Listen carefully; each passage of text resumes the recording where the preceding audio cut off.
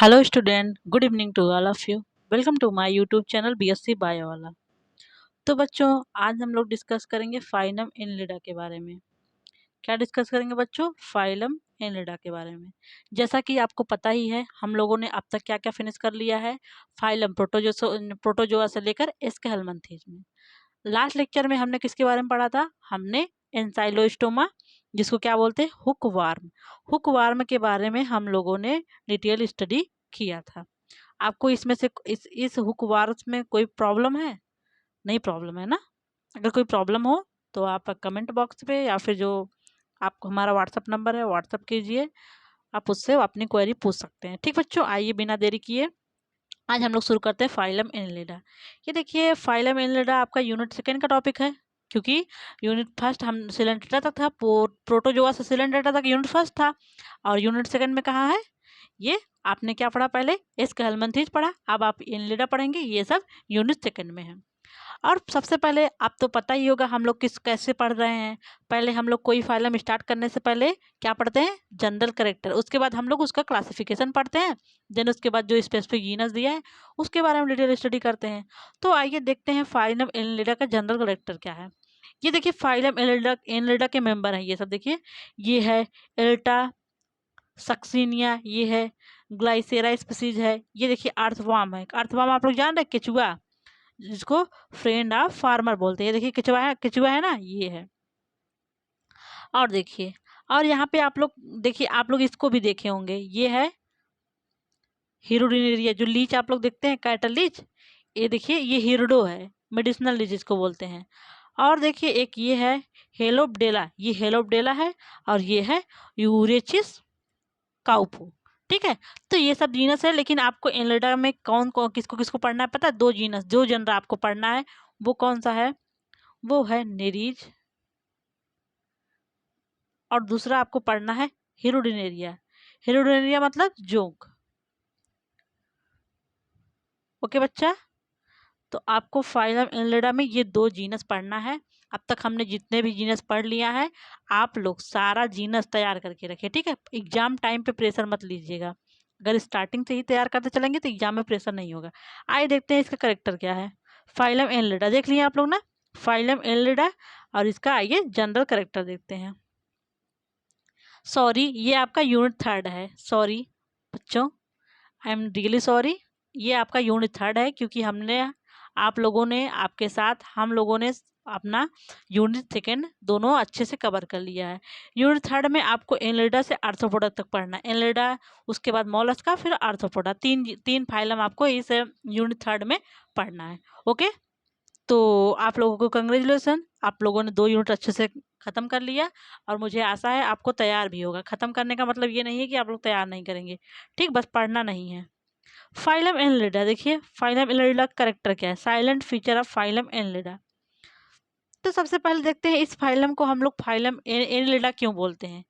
Annelida का मतलब होता है, इनका लैटिन मीनिंग होता है एनिलस। एनिलिडा का लैटिन वर्ड है जिसका है एनिलस। एनिलस का मतलब होता है लिटिल रिंग।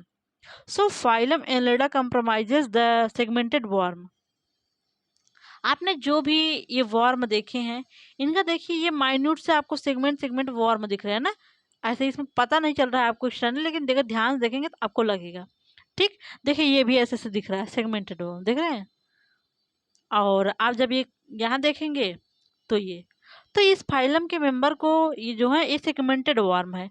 अब तक आपने देखा था स्यूडो सेगमेंटेशन था, कोई सेगमेंटेशन नहीं था ना। सेगमेंटेशन था तो स्यूडो सेगमेंटेशन था। लेकिन फर्स्ट टाइम इस फाइलम के मेंबर में सेगमेंटेशन होगा। ओके बच्चा, क्या होगा? सेगमेंटेशन होगा।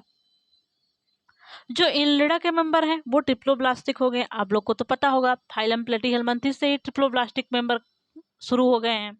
ओके, बायलैटरली सिमेट्रिकल है, ये भी तो आप जानते हैं। इनकी बॉडी से एक ऐसे एक्सिस जाएगी जो बॉडी को दो इक्वल पार्ट में डिवाइड करेगी, तो ये बायलैटरली सिमेट्रिकल है। और यूसिलोमेट है, यू आर वेल नोन। अब तक के मेंबर क्या थे? जो प्लेटीहेल्मिन्थेस था वो क्या थे? एसिलोमेट। उसके बाद जो एस्केहेल्मिन्थेस था वो था स्यूडोसिलोमेट। अब ये क्या है? यूसिलोमेट। यूसिलोमेट का मतलब यहाँ पे ट्रूसिलोम प्रेजेंट है। ट्रूसिलोम का मतलब, ट्रूसिलोम का मतलब जो सिलोम बना है वो आर्केंटरान कैविटी से बना है। और देखिए हमने यूसिलोमेट में आपको दो टाइप बताया था, यूंटरोसिलोमेट और साइजोसिलोमेट। जो साइजोसिलोमेट है वो जो एनलेडा के मेंबर है वो साइजोसिलोमेट होते हैं। और आप अब हमको बताएंगे इंटरोसिलोमेट और साइजोसिलोमेट में क्या डिफरेंस है। कमेंट बॉक्स में कमेंट छप जाना चाहिए। ओके, तो इनकी जो ये साइजोसिलोम, इनका जो सिलोम है ट्रू सिलोम है, बट वो भी साइजोसिलोम है। और ये क्या है, सेगमेंटेड वार्म है। इनकी बॉडी में सेगमेंट सेगमेंट पाए जाएंगे, इसीलिए इनको बोलेंगे सेगमेंटेड वार्म। क्या बोलेंगे, सेगमेंटेड वार्म। देखिए अब तक के मेंबर जो थे ए सिलोमेट थे। ए सिलोमेट मतलब वहाँ पर सिलोम नहीं था, या फिर स्यूडो सिलोमेट थे। सिलोम था बट वो ट्रू सिलोम नहीं था, वो जो ब्लास्टोसिल से डेवलप्ड हुआ था। लेकिन फर्स्ट टाइम जो एनलिडा के मेंबर है यहाँ पे सिलोम अपीयर हुआ है। ये चीज़ नोटिस करिएगा, फर्स्ट टाइम जो सिलोम ट्रू सिलोम डेवलप्ड हुआ है वो फाइलम एनलिडा से ही स्टार्ट है। आप एनलिडा से बहुत सारे चेंजेस देखेंगे, ठीक है। अब तक तो कह दीजिए वो सब प्रिमिटिव थे, वो लोअर इनवर्टिब्रेट में आते। अब एनलिडा से जो आप इकायन डर्मेटा तक पढ़ेंगे ना, वो हायर इनवर्टिब्रेट हैं। इनवर्टिब्रेट का मतलब जिसमें वर्टिब्रेट कॉलम नहीं है, तो इनमें नहीं होता है, इसी को इनको बोलते हैं इनवर्टिब्रेट। जो आप लोग पोरीफेरा से लेकर के इकायन डर्मेटा तक पढ़ेंगे वो है इनवर्टिब्रेट। तो जो आप पोरीफेरा से एस्केल्मेंथीज पढ़े थे वो लोअर इनवर्टिब्रेट थे। अब आप एनलिडा से जो इकायन डर्मेटा तक पढ़ेंगे वो होंगे हायर इनवर्टिब्रेट। ओके बच्चा, तो यहाँ पे फर्स्ट टाइम सिलोम डेवलप्ड हुआ है। Okay, any problem. यहाँ पे क्या है, मेटामेरिक सेगमेंटेशन। अब तक क्या था, स्यूडो सेगमेंटेशन था ना, यहाँ पे मेरा मेटामेरिक सेगमेंटेशन है। मेटामेरिक सेगमेंटेशन का मतलब है repetition of body organ in each segment. इनका जो हर सेगमेंट होगा ना उसमें जो आर्गन है, सेगमेंट में आर्गन प्रेजेंट होंगे, ठीक है। एवरी सेगमेंट है आर्गन, जैसे इनका रिप्रोडक्टिव सिस्टम हुआ, डाइजेस्टिव सिस्टम हुआ, सेगमेंट में प्रेजेंट होंगे, ठीक है। और देखिए यहाँ पे देखिए, यहाँ पे देखेंगे इंटरनल और एक्सटर्नल दोनों सेगमेंटेशन होता है, एक्सटर्नल एंड इंटरनल सेगमेंटेशन। जो एक्सटर्नल सेगमेंटेशन होगा उसको बोलेंगे एनुलस, और जो इंटरनल सेगमेंटेशन होगा उसको बोलेंगे सेप्टा। तो यहाँ पे सेगमेंटेशन कैसा है, इंटरनल और एक्सटर्नल दोनों। ये थोड़ा यूनिक फीचर है इनका, ये चीज़ आप ध्यान रखिएगा कि फाइलम एनलिडा के मेंबर में दोनों टाइप का सेगमेंटेशन पाया जाता है, चाहे वो एक्सटर्नल हो चाहे फिर इंटरनल हो। एनी प्रॉब्लम, अब तक आपको कोई समस्या बताइए। तो इस फाइलम में इंटरनल और एक्सटर्नल दोनों सेगमेंटेशन हो सकते हैं। इंटरनल सेगमेंटेशन जैसे देखिए ह्यूमन का केस है, वहाँ पे इंटरनल सेगमेंटेशन है। आप बाहर रूप से देखेंगे तो वहाँ पे आपको सेगमेंट बाहर से ह्यूमन में नहीं दिखेंगे, लेकिन जब इंटरनली आप बोन देखते हैं तो सेगमेंट है ना, बोन एक सेगमेंट ही तो है। तो इंटरनल और एक्सटर्नल सेगमेंट यहाँ दोनों ही पाए जाते हैं, ठीक है। तो एनलिडा के मेंबर में एक्सटर्नल और इंटरनल दोनों सेगमेंट पाए जाते हैं। देखिए फर्स्ट टाइम यहाँ पे डिफाइंड लोकोमोटरी आर्गन प्रेजेंट हुए। अब तक आपने जितना भी फाइलम पढ़ा उसमें कोई भी लोकोमोटरी आर्गन नहीं था। आपने देखा था फाइलम प्रोटोजोआ के मेंबर में वहाँ पे था, लेकिन अब तक के लेकिन स्पेशल टाइप के कोई लोकोमोशन के लिए आर्गन नहीं था। लेकिन यहाँ पे फाइलम एनलिडा में आप देखेंगे कुछ स्पेशल यहाँ पे करेक्टर पाया जाएगा जो इनको लोकोमोशन में हेल्प करेंगे। वो क्या है, वो देखिए पैरापोडिया। पैरापोडिया किस में है, निरीज में। निरीज की जैसे मान लीजिए ये निरीज होगा ना, तो इनको बॉडी के दोनों तरफ ऐसे देखिए, ऐसे ऐसे पैरापोडिया होता है। ओके, जब मैं पैरापोडिया की स्ट्रक्चर आपको बताऊंगी तो दिखाऊंगी। ये पैरा ढेर सारे होते हैं, हर सेगमेंट पे इनके बॉडी में होते हैं, जो इनको क्या करते हैं, चलने में मदद करते हैं। क्या करते हैं बच्चे, चलने में मदद करते हैं। तो आपको ये सब पता चल गया क्या क्या मैंने पढ़ाया, ठीक, इतना समझ में आया, आगे चले। और देखिए यहाँ पे पैरापोडिया कहाँ था, निरीज में। इसके बाद देखिए सकर, जो लीच है वहाँ पे लोकोमोशन के लिए सकर डेवलप्ड हुआ। तो लीच में लोकोमोशन के लिए क्या डेवलप्ड हुआ, सकर। आप कहेंगे मैम सकर तो हमने लास्ट पीछे भी देखा था। हाँ, लेकिन वो सकर था वो उनको उनकी बॉडी को होस्ट से अटैच करने के लिए था, वो मूवमेंट या लोकोमोशन के लिए नहीं था। लेकिन यहाँ पे जो लीच है, जोक है, यहाँ पे आप देखते हैं वो चलती है ना जोक, देखते हैं ना, जहाँ जहाँ चलती है निशान छोड़ते जाती है, वहाँ पे लीच में शक्कर पाया जाता है, जिससे वो मूवमेंट करते हैं, एक स्थान से दूसरे स्थान से लोकोमोशन करते हैं। अब सीटी अर्थवर्म आप देखेंगे तो आपको कोई स्ट्रक्चर नहीं दिखेगा, बस आपको ऐसे ही स्मूथ बॉडी दिखेगी कि है ये चल रहा है, लेकिन उनके पास माइन्यूट छोटी छोटी सीटी होती हैं जिसके द्वारा वो चलते हैं। तो निरीज में क्या है, पैरापोडिया, और शक्कर कहाँ है, लीच में, और सीटी क्या है, अर्थवर्म में। ठीक, फर्स्ट टाइम यहाँ पे well defined blood vascular system developed हुआ। अब तक आपने कहीं भी ब्लड वेस्कुलर सिस्टम का नाम हमने बताया आपको कि आज इसका हम लोग ब्लड वेस्कुलर सिस्टम पढ़ेंगे? हाँ, डाइजेस्टिव सिस्टम हमने बताया है, रिप्रोडक्टिव सिस्टम बताया है, लेकिन हमने स्क्रिप्टरी सिस्टम में बताया हमने, लेकिन वो जनरल बॉडी सरफेस था। और सर्कुलेटरी सिस्टम में हमने बताया वहाँ पे सर्कुलेशन जो उनका फ्लूइड था, जैसे मीसेनकाइम था, पैरेनकाइमा था, उसमें ही उनका एक्सक्रीटरी प्रोडक्ट और जो बॉडी के न्यूट्रिटिव मटेरियल थे उसी में डाल दिए जाते थे, उन्हीं से बॉडी में सारी तरफ फैल जाते थे। लेकिन यहाँ पे पहली बार सर्कुलेटरी सिस्टम का डेवलपमेंट हुआ है। तो इनलेटा के मेंबर बहुत ही इंपॉर्टेंट है, आप ध्यान दीजिएगा, यहाँ पे बहुत सारी चीज़ें पहली बार हो रही हैं। ठीक है, तो फर्स्ट टाइम यहाँ पे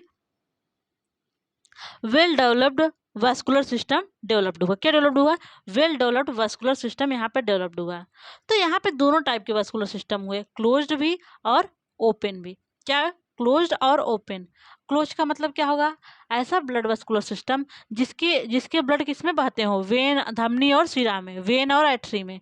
जैसे ह्यूमन का केस लीजिए, यहाँ पे क्लोज ब्लड वास्कुलर सिस्टम है।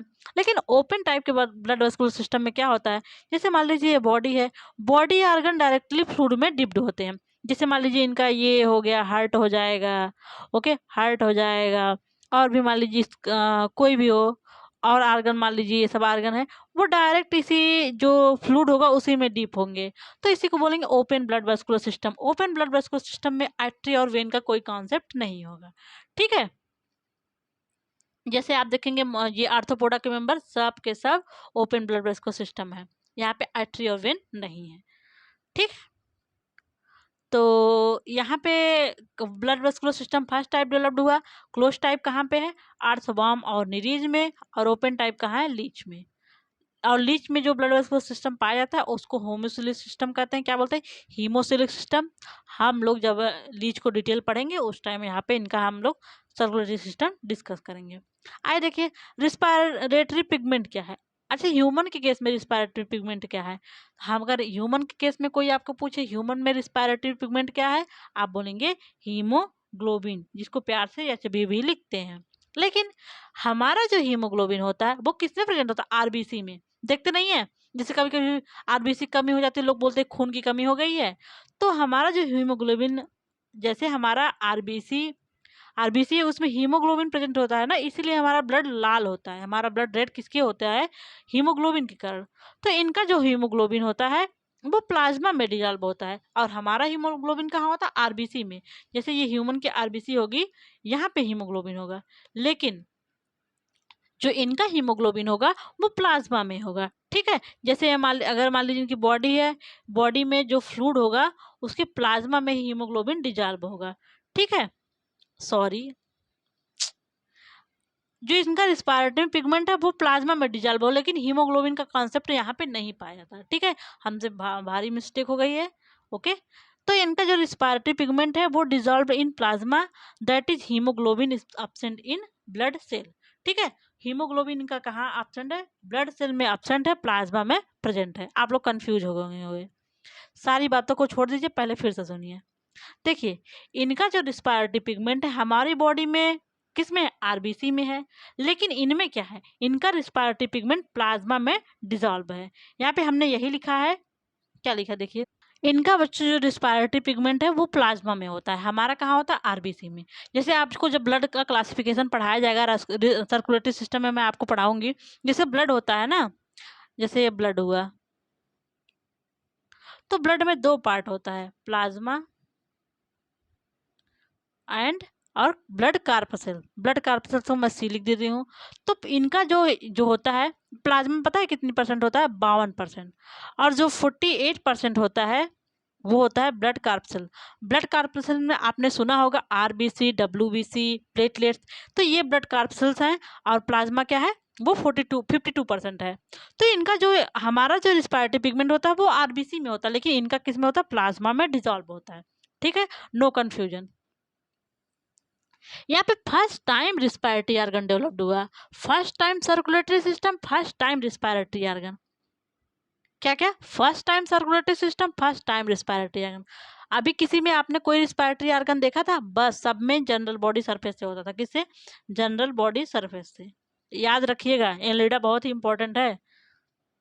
ओके, तो देखिए यहाँ पे रिस्पायरेशन कैसा हो रहा है, क्यूटेनियस। क्यूटेनियस का मतलब होता है स्किन।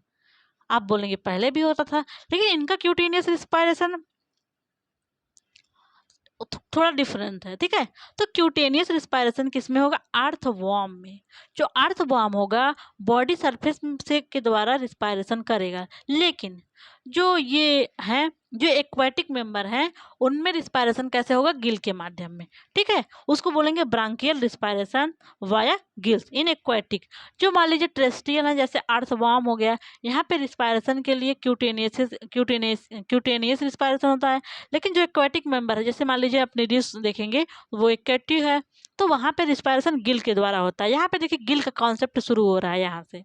ठीक है, आपको गिल का स्ट्रक्चर बताया जाएगा। प्रेजेंस ऑफ क्लाइटेलम और किंगुलम। क्लाइटेलम और किंगुलम क्या है, ये एक ग्रैंडुलर स्ट्रक्चर है। किसके लिए? कोकून फॉर्मेशन के लिए। अब आप पूछेंगे कोकून क्या है? कोकून क्या है? ग्लैंडुलर स्ट्रक्चर है। ग्लैंडुलर।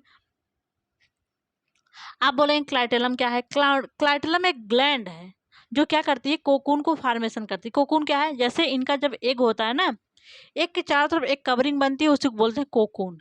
ठीक है, तो ये जो क्लाइटेलम है, किसी किसी में प्रेजेंट होता है, किसी किसी में नहीं एब्सेंट होता है। अब तक आपने क्लाइटेलम का कॉन्सेप्ट देखा था? नहीं था। तो यहाँ पे क्लाइटेलम स्ट्रक्चर पाया जाता है, वो कोकून फॉर्मेशन करता है। कोकून का मतलब एक के चारों तरफ एक सीध बनाता है।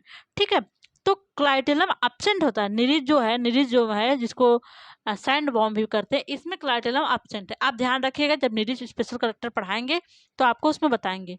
निरिज में क्या है, क्लाइटेलम एब्सेंट है। लेकिन देखिए किसी किसी में जो ये और मेंबर है उनमें क्लाइटेलम प्रेजेंट होगा, लेकिन प्रेजेंट है फिर भी इसमें दो टाइप है।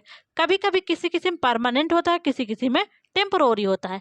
परमानेंट का मतलब इनका जब बॉडी का डेवलपमेंट होगा उसी टाइम पर क्लाइटेलम बन जाएगा। लेकिन किसी किसी में ओनली ब्रीडिंग सीजन, केवल ब्रीडिंग सीजन के समय ही क्लाइटेलम बनेगा। ठीक है, तो परमानेंट क्लाइटेलम किस में पाया जाता है, अर्थवर्म में, और ब्रीडिंग सीजन के समय लीच में। लीच में ब्रीडिंग, जब ब्रीडिंग करता है, रिप्रोडक्शन का टाइम होता है, तभी इनके पास क्लाइटेलम बनता है। ओके, तो इसको टेम्पोररी क्लाइटेलम बोलेंगे लीच में, और परमानेंट किस में है, अर्थवॉर्म में, और एब्सेंट किस में है, क्लाइटेलम निरीज में। Okay, excretion with hackers with the help of nephridia. अब तक आपने जो प्लेटीहेल्मिन्थेस के मेंबर थे, आपने उसमें देखा था एक्सक्रीशन के लिए क्या था, फ्लेम सेल था।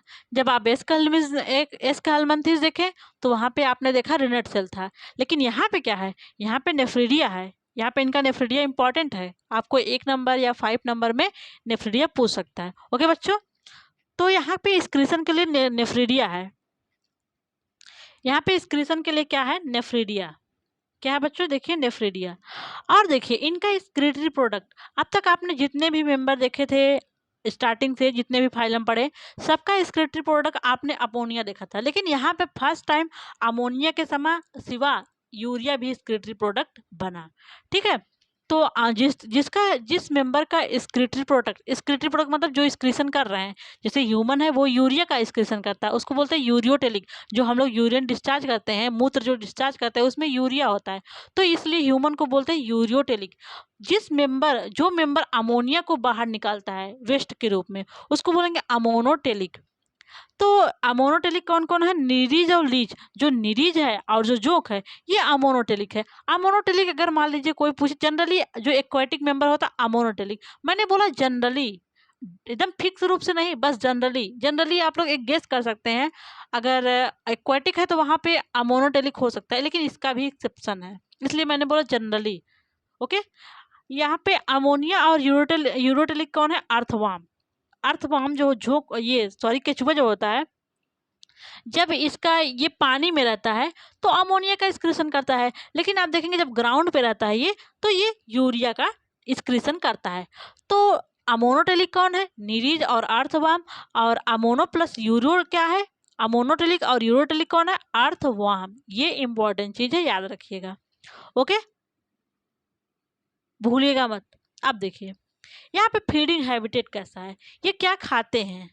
तो जो निरीज है वो कार्निवोरस है। कार्निवोरस का मतलब ये शिकार करता है। जैसे पानी में कोई वर्म्स आ गया या फिर जू प्लैंकटन, फ्लाइटोप्लैंकटन वगैरह, जू प्लैंकटन आ गए, कोई कीड़ा आ गया, उसको ये पकड़ के खा जाएगा। ठीक है, इसको बोलेंगे कार्निवोरस। और लीच क्या है? लीच तो आपको पता होगा, हमारा खून चूसता है। लीच क्या है? जो खून ब्लड सक करता है उसको बोलते हैं सैंग्निवोरस। क्या बोलते हैं बच्चों? सैंग्निवोरस। ये क्या करते हैं? ब्लड सक करते हैं। लीच क्या करते हैं? ब्लड सक करते हैं। अब निरीज क्या करता है? कार्निवोरस है।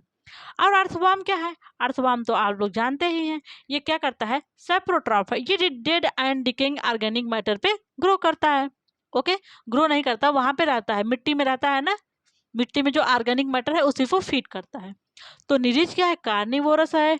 और लीच क्या है? सैंगिवोरस है। और सेप्रोट्रॉफ कौन है? अर्थवर्म। देखेंगे यहाँ पे बहुत सारा एक्सेप्शन आ रहा है कि नहीं आपको? अब देखिए यहाँ पे डाइजेस्टिव सिस्टम कंप्लीट है, माउथ टू एनस ना, तो पीछे से ही स्टार्ट हो गया है। डाइजेस्टिव सिस्टम कंप्लीट, माउथ और एनस। तो आप इनका बॉडी प्लान क्या सोचेंगे? Tube with in tube body plan समझ लेंगे ना, क्योंकि इनका डाइजेस्टिव सिस्टम कंप्लीट है। इनका रिप्रोडक्टिव सिस्टम में देखिए क्या क्या है। Nature of sex. Nature of sex का मतलब है कि ऑर्गेनिज्म यूनिसेक्सुअल है या बाइसेक्सुअल। नेचर ऑफ सेक्स का मतलब यही होता है कि जो ऑर्गेनिज्म हम लोग पढ़ेंगे इसमें वो यूनिसेक्सुअल है या बाइसेक्सुअल है। यूनिसेक्सुअल का मतलब मेल और फीमेल सेपरेट है, जैसे हमने आपको एंसाइलोस्टोमा बताया था, मेल एंसाइलोस्टोमा अलग था, फीमेल एंसाइलोस्टोमा अलग था। बाइसेक्सुअल का मतलब जैसे आपने फैसियोला पढ़ा, दोनों ही सेक्स ऑर्गन एक ही ऑर्गेनिज्म में थे। समझ में आया? तो जो यूनिसेक्सुअल है वो निरीज है। निरीज में मेल और फीमेल दोनों अलग अलग होंगे। जो ये निरीज है इसका मेल अलग होगा और फीमेल अलग होगा। लेकिन जो अर्थवर्म और लीच होगा ये बाइसेक्सुअल होते हैं। बाइसेक्सुअल का मतलब इसमें टेस्टिस और ओवरीज एक ही बॉडी में ही प्रेजेंट होता है। एक ही ऑर्गेनिज्म की बॉडी में दोनों सेक्स प्रेजेंट होते हैं। ठीक है, चाहे टेस्टिस हो या ओवरी हो, ठीक, दोनों प्रेजेंट होंगे। आप गोनाड देखिए, इनका गोनाड टेम्पोररी हो सकता है, परमानेंट। टेम्पोररी का मतलब आपने समझ ही लिया होगा। टेम्पोररी का मतलब कुछ ही टाइम के लिए बनेंगे। कुछ टाइम के लिए कब बनेंगे? कब इनकी जरूरत है? ब्रीडिंग सीजन के समय, जब इनको अपनी प्रोजनी को आगे बढ़ाना है, रिप्रोडक्शन करना है, ठीक है, उसी टाइम इनका गोनाड बनेगा। लेकिन यहाँ पे परमानेंट होगा। अच्छा, आप ह्यूमन का क्या इस वजह से आप बताएंगे ह्यूमन का रिप्रोडक्टिव गोनाड कैसा है बताइए? उनका है परमानेंट, क्योंकि स्टिल बर्थ से ही प्रेजेंट है ना, बर्थ से ही, जब वो बच्चा जन्म ले रहा है उसके पास ही सेक्स ऑर्गन तभी से है ना। लेकिन यहाँ पे क्या है? टेम्पोररी है। किसी में टेम्पोररी है, ओनली ब्रीडिंग सीजन के समय बन रहा है, तो वो क्या है? निरीज। निरीज में क्या है? इनका गोनाड टेम्पोररी है। तो निरीज में इनका गोनाड बच्चों कैसा है? टेम्पोररी, केवल ब्रीडिंग समय बन रहा है। लेकिन परमानेंट किसमें? लीच और अर्थवर्म। समझ में आ गया? कोई प्रॉब्लम? कापुलेशन। कापुलेशन आप जानते ही हैं, मेल और फीमेल का एक दूसरे से क्लोज होना और मेल का स्पर्म सीमेन में मेल का स्पर्म का फीमेल के वेजाइना में ट्रांसफर करना। तो कापुलेशन यहाँ पे हो भी सकता है और नहीं भी हो सकता है। आपने देखा था फैसियोला में कापुलेशन हो रहा था ना, एंसाइलोस्टोमा में भी कापुलेशन हुआ था। मेल आया था, उसने फीमेल के वेजाइना या गोनोपोर में अपना स्पिक्यूल, जो एंसाइलोस्टोमा में था, उसने अपना स्पिक्यूल से सीमेन को या स्पर्म को ट्रांसफर किया था। तो यहाँ पे कापुलेशन लीच और अर्थवर्म में होगा, लेकिन निरीज में कापुलेशन नहीं होगा। ठीक है, निरीज में क्या होगा? दोनों मेल और फीमेल जो होते हैं ना, वो अपने गैमेट वाटर में छोड़ देते हैं। तो यहाँ पे एक्सटर्नल होता है फर्टिलाइजेशन, लेकिन यहाँ पे क्या होता है? इंटरनल फर्टिलाइजेशन होता है, क्योंकि यहाँ पे कापुलेशन हो रहा है। जो अर्थवर्म और लीच है यहाँ पे कापुलेशन होगा, मेल और फीमेल एक दूसरे को क्लोज आएंगे, अपना जो स्पर्म वो मेल फीमेल के अंदर ट्रांसफर करेगा। तो देखिए यहाँ पे डेवलपमेंट, अब तो आप लोग डायरेक्ट और इनडायरेक्ट से भली भांति परिचित होंगे। डायरेक्ट का मतलब क्या है? वहाँ पे लार्वा नहीं है, नो लार्वा। और इनडायरेक्ट का मतलब है वहाँ पे वेल डिफाइंड या वेल मार्क कह लीजिए, वहाँ पे लार्वल फॉर्म प्रेजेंट होगा। तो डायरेक्ट किस में होगा? अर्थवर्म और लीच में कोई भी लार्वल फॉर्म, इनकी जो होल लाइफ कंप्लीट होगी उसमें कोई भी लार्वा आपको देखने के लिए नहीं मिलेगा। लेकिन आप लोग जब निरीज पढ़ेंगे तो आपको ट्रोकोफोर लार्वा देखने को मिलेगा। ये बहुत ही इंपॉर्टेंट है, ट्रोकोफोर लार्वा। ठीक है, ट्रोकोफोर लार्वा के बारे में आपको शॉर्ट नोट आ सकता है लिखने के लिए, ध्यान दीजिएगा। अब देखिए क्लीवेज, क्लीवेज क्या है, हमने बोला बताया क्लीवेज क्या है, एक टाइप का माइटोसिस डिवीजन है जिसमें सेल की साइज जो है ना, एक सेल है इसकी सेल की साइज छोटी होती जाती है, ठीक है, ओके। और देखिए इसमें जो क्लीवेज होगा, क्लीवेज इसमें डिटर्मिनेट होता है और मोजाइक टाइप। मैंने आपको डिटर्मिनेट इनडिटर्मिनेट क्लीवेज बताया है। डिटर्मिनेट क्लीवेज वो है जो क्लीवेज के अर्ली स्टेज मतलब क्लीवेज जब हो रहा होगा स्टार्टिंग में ही, तभी आप बता देंगे फला चीज फला बनाएगा, फला चीज फला, मतलब ये वाला चीज, ये मान लीजिए ये क्या बना दिया, ये बना दिया हेड, और ये बना दिया आई। जब स्टार्टिंग में ही क्लीवेज हो रहा है तभी आप बता देंगे। लेकिन इनडिटर्मिनेट का मतलब बताया था, हम लोगों ने सुना था, इनडिटर्मिनेट का मतलब था ये बस जब जब क्लीवेज हो जाएगा, जब बॉडी बन जाएगी तब पता चलेगा कौन कौन सेगमेंट, कौन कौन आर्गन बना रहा है, ठीक है। तो जो ये हैं एलिडा के मेंबर हैं, इनमें क्लीवेज कौन कौन सा होता है, डिटर्मिनेट और मोजेक टाइप। क्लास से अब देखते हैं हम लोगों ने अच्छे से general character of phylum Annelida का ख़त्म कर लिया। आपको करेक्टर समझ में आया? एक बार फिर से रिवाइज करवा दें तो देखिए इनका क्या था, एनलिडा का मतलब होता है endless, it means little ring like body. क्या लिटिल रिंग लाइक बॉडी, ये क्या है, ट्रिप्लोब्लास्टिक है, बायलेटरली सिमेट्रिकल है, यूसिलोमेट है और सेगमेंटेड वार्म है। आप लिख सकते हैं tube with in tube body plan, पूरा वो जो हमने जनरल इंट्रोडक्शन वाला बताया था नहीं, उसमें से जो भी इंट्रोडक्शन आपको इनलिडा वाला मिले आप इसमें ऐड कर सकते हैं। मैंने वहाँ पे बताया था, कुछ पॉइंट हमने ऐड नहीं किया है, ठीक है। ट्रिप्लोब्लास्टिक है, बायोलेटरी सिमेट्रिकल है, यूसिलोमेट है, साइजोसिलोमेट, आप लिख दीजिए tube with in tube body plan, और प्रोटेरोस्टोम हो गए ना, प्रोटेरोस्टोम है, ठीक है। सिलोम यहाँ क्या हुआ, फर्स्ट टाइम यहाँ पे सिलोम अपीयर हुआ, क्या हुआ, फर्स्ट टाइम सिलोम यहाँ पे अपीयर हुआ है। तो देखिए इनका ये एक्सक्रीशन है वो निफ्रीडिया के द्वारा होगा। एक्सक्रीटरी प्रोडक्ट क्या होगा, अमोनिया और यूरिया दोनों हो सकते हैं, ओके। फीडिंग हैबिटेट में देखिए ये कार्निवोर्स हो सकते हैं जैसे निरीज, सैंगिवोर्स, लीच और सैप्रोटाफ, अर्थवर्म। डाइजेस्टिव सिस्टम इनका माउस से एनस होता है। रिप्रोडक्टिव सिस्टम में यूनिसेक्सुअल या बायोसेक्सुअल दोनों हो सकते हैं, यूनिसेक्सुअल निरीज है, बायोसेक्सुअल अर्थवर्म है। गोनाड इनका टेम्पोररी या फिर परमानेंट होगा, टेम्पोररी निरीज में है और परमानेंट किस में है, लीच और अर्थवर्म में। कॉपुलेशन कभी कभी होगा, किसी किसी में होगा, किसी किसी में नहीं होगा। डेवलपमेंट डायरेक्ट या फिर इनडायरेक्ट, इनडायरेक्ट में टोकोफोर लार्वा, क्लीवेज इनडिटर्मिनेट। अब हम लोग देखते हैं क्लासिफिकेशन ऑफ फाइलम एलिडा। तो फाइलम एलिडा का क्लासिफिकेशन आप लोग देखिए, जो फाइलम एलिडा के मेंबर हैं उनको 4 क्लासेस में डिवाइड किया गया है। कितने क्लास में, 4 क्लासेस में। आपको जनरल कैरेक्टर समझ में आ गया ना। अब देखते हैं हम लोग क्लासिफिकेशन ऑफ फाइलम एलिडा। जो फाइलम एलिडा है डिवाइडेड इनटू 4 क्लासेस। तो उन चारों क्लास का नाम देखिए। पहला है आर्की एनलिडा, क्या, आर्की एनलिडा। दूसरा है पॉलीचीटा, और अगला क्या है, ओलिगोचीटा, और क्या है, हीरोडेनिडिया। इनको देखिए पालीचीटा, ओलिगोचीटा का मतलब क्या, पाली मतलब मैनी, चीटा मतलब सीटी, यहाँ पे ओलिगोचीटा का मतलब कम सीटी है, ठीक है। पॉली मतलब मैनी चीटी, मैनी सीटी, सीटी क्या है बताया जाएगा आपको, ओके। तो इनका 4 क्लासेस का नाम याद हो गया, चारों क्लासेस का नाम। पहला क्या है, आर्की एनलिडा, दूसरा क्या है, पॉलीचीटा, और अगला क्या है, ओलिगोचीटा, नेक्स्ट क्या है, हेरोडेनेरिया। तो आप लोग याद कर लीजिए, आर्की एनलिडा, पॉलीचीटा, ओलिगोचीटा और हेरोडेनेरिया। तो पहला जो इनका क्लास है आर्की एनलिडा, इसका करेक्टर देखिए। इनके जो मेंबर हैं वो मैराइन होंगे, कहाँ रहेंगे, साल्टी वाटर में वो रहते हैं। और ये मोस्ट प्रिमिटिव ग्रुप है, कैसा है, मोस्ट प्रिमिटिव, बहुत ही एंशिएंट पुराना ग्रुप है, ओके। वनली इंटरनल सेगमेंटेशन, इनके जो ऑर्गेनिज्म होंगे बस अंदर से सेगमेंटेशन होता है, लेकिन बाहर रूप से आपको बॉडी एकदम स्ट्रेट दिखेगी, ये कह लीजिए सॉफ्ट दिखेगी, कोई भी सेगमेंटेशन यहाँ पे नहीं दिखेगा बाहर से देखने पे, ठीक है। यहाँ पे डेवलपमेंट इनडायरेक्ट होगा, और जो लार्वा होगा उसको बोलेंगे लवेंस लार्वा। ये टिपिकल ट्रोकोफोल लार्वा की तरह है, ठीक है। तो आर्की एनलिडा में डेवलपमेंट क्या है, इनडायरेक्ट, और लार्वा इनका क्या है, लवेंस लार्वा। एग्जांपल क्या है, पॉलीगोडियस, क्या है, पॉलीगोडियस। तो आर्कियलिडा में समझ में आ गया, ये मैराइन है, इंटरनल सेगमेंटेशन है, और लार्वा यहाँ पे कौन सी है, लोवेंस लार्वा। अब देखिए पॉलीचीटा दूसरा क्लास है हमारा, पॉलीचीटा। पॉली मतलब मैनी, चीटा मतलब सीटी। तो इसके भी मेंबर सारे के सारे मैरीन हैं। यहाँ पे दोनों सेगमेंटेशन है, इंटरनल और एक्सटर्नल। और डेवलपमेंट है यहाँ पे क्या है, इनडायरेक्ट। यहाँ पे बस थोड़ा सा देखेंगे आप डिफरेंस है, यहाँ पे ओनली इंटरनल सेगमेंटेशन है और यहाँ पे दोनों सेगमेंटेशन है, यही डिफरेंस दोनों में देखिए दिख रहा है आपको। इसका एग्जाम्पल क्या है, नेरीज, इसमें लार्वा क्या है, ट्रोकोफोर लार्वा है, वहां पे क्या लार्वा था, लोवेंस लार्वा था।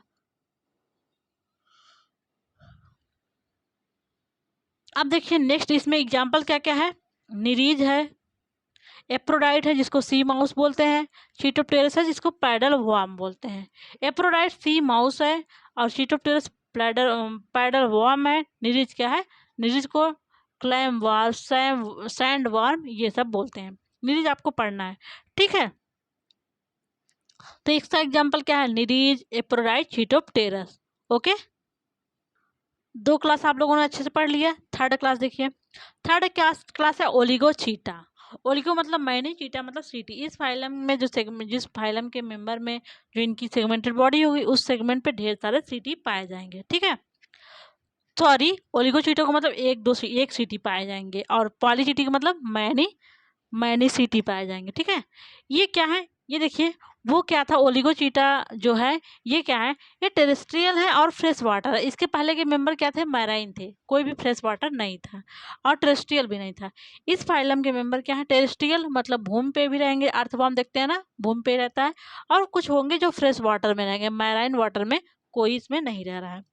यहाँ पे डेवलपमेंट डायरेक्ट है, डायरेक्ट डेवलपमेंट का मतलब आपको पता होगा, यहाँ पे कोई भी लार्वल स्टेज नहीं है। एग्जाम्पल है फेरेटिमा, इसको इंडियन अर्थवर्म बोलते हैं, या मेगा स्कोलेक्स, इसको साउथ इंडियन अर्थवर्म बोलेंगे। तो फेरेटिमा क्या है, इंडियन अर्थवर्म है, मेगा स्कोलेक्स क्या है, साउथ इंडियन अर्थवर्म है। नेक्स्ट और लास्ट है हीरोडिनेरिया। क्लास 4 है हीरोडिनेरिया। जो हीरोडिनेरिया के मेंबर हैं वो फ्रेश वाटर या फिर मैराइन या फिर टेरेस्ट्रियल, तीनों टाइप के हैबिटेट में रह सकते हैं। कुछ मेंबर जो होंगे जो फ्रेश वाटर होंगे, कोई होगा जो मैराइन होगा, कोई होगा जो टेरेस्ट्रियल होगा। ओके, इस फाइलम के मेंबर है सैंगिवोरस जो ब्लड सक करते हैं, जैसे आप देखेंगे हीरोडिनेरिया। इस फाइलम के मेंबर में जानते हैं इनके ब्लड में एक एंटीकोगुलेंट नामक सब्सटेंस पाया जाता है जो ब्लड को, एंटीकोगुलेंट मतलब होता है जमने से रोकने के लिए, कोगुलेशन मतलब जमना होता है, एंटी मतलब जमने के विरुद्ध। तो इन फाइलम के मेंबर के पास एक हीरोडिन नामक सब्सटेंस होगा जो ब्लड को जमने से रोकता है।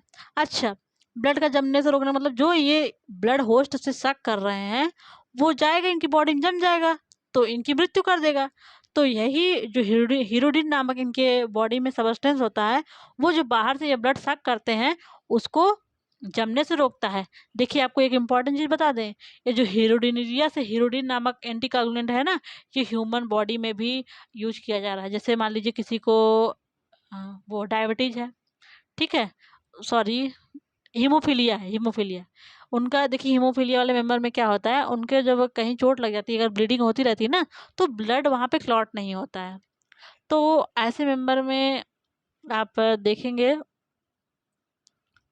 जो उनके मेंबर होंगे ना वहाँ पे, तो उनके शरीर में क्या होता है, जो कांगुलेशन के लिए सबस्टेंस होता है, कांगुलेशन के लिए क्या होता है, जो सबस्टेंस होता है वहाँ पे एब्सेंट होता है। कभी कभी जैसे अब ब्लड को चढ़ाया जा रहा है ना, तो ब्लड में यही हीरोडिन डाल दिया जाता है ताकि ब्लड जमने ना पाए, ठीक है। यहाँ पे बॉर्टेरियल टिश्यू होगा। बॉर्टेरियल टिश्यू क्या है, जब आपको ये बताया जाएगा हीरोडिनेरिया के बारे में, वहाँ पे बताया जाएगा। यहाँ पे डेवलपमेंट कैसा है, डायरेक्ट डेवलपमेंट है, कोई भी लार्वा स्टेज नहीं है। इसका एग्जाम्पल क्या क्या है, हीरोडिनेरिया है, इंडियन कैटल लीच जिसको बोलते हैं, या फिर हिरडो है जिसको मेडिसिनल लीच बोलते हैं। तो क्लासिफिकेशन आपको समझ में आ गया। क्लासिफिकेशन में इनको 4 क्लास में बांटा गया है, आर्किएनलिडा, पॉलीचीटा, ओलिगोचीटा और हीरोडिनेरिया। आर्किएनलिडा में पॉलीगॉडियस है, पॉलीचीटा में निरीज है, निरीज आपको पढ़ना है। उसके बाद ओलिगोचीटा में अर्थवर्म है, इसको आपको नहीं पढ़ना है। और हीरोडिनेरिया तो ये नाम से ही पता हो रहा है, हीरोडिनेरिया। हेरोडिनेरिया को आपको पढ़ना है। थैंक यू सो मच बच्चों, मिलते हैं नेक्स्ट लेक्चर में। नेक्स्ट लेक्चर में हम आपके लिए लेकर आएंगे निरीज। और हाँ, अगर आप चैनल पर नए हो प्लीज़ चैनल को सब्सक्राइब कर लीजिए। और हाँ, कोई भी प्रॉब्लम हो कमेंट में कमेंट जरूर करिए। थैंक यू सो मच, मिलते हैं नेक्स्ट लेक्चर में।